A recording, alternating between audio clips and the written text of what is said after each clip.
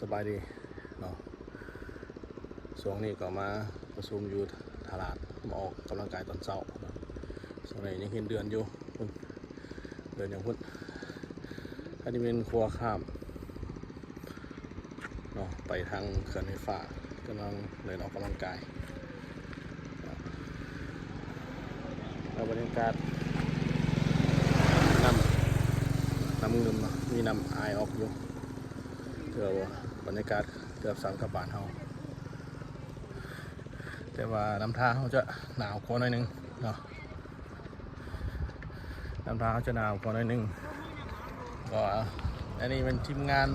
มาฝึกอบรมเนาะกำลังจะไปตลาดนี่เป็นบ้านนอกเนาะ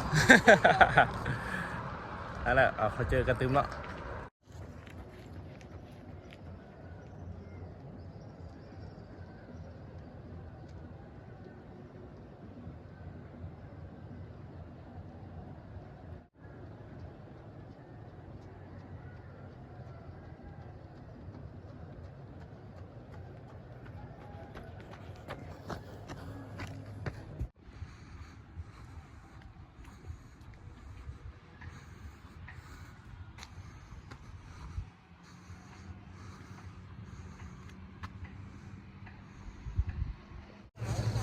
สบายดีหลังจากที่เรียนมาระยะหนึ่งเนาะ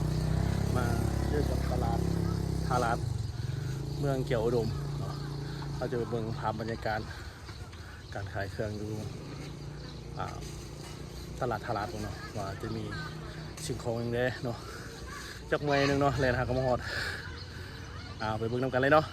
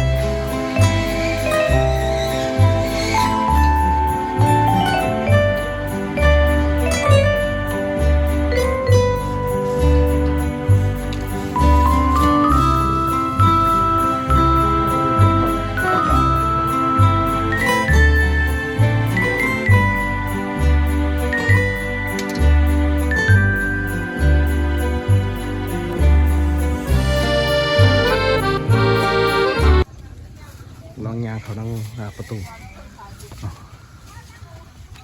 อันนี้มันอย่างไรฮะข้าวจีอัน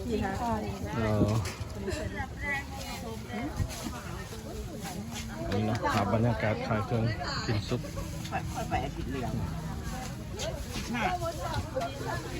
มกอะไรเนี่ยมก10,000โอ้แพงไงเนาะอันนี้คือกันวะอัน5,000เจอบุกแห้งปานไหนเนาะตลาดแบบเกี่ยว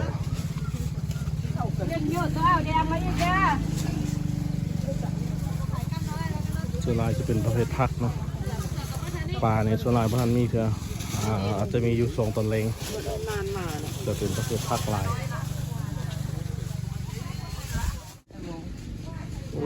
ปัดกับพุ่นแหละปักเก็ตแลบโลนึง80กระดูกโล130,000นั่น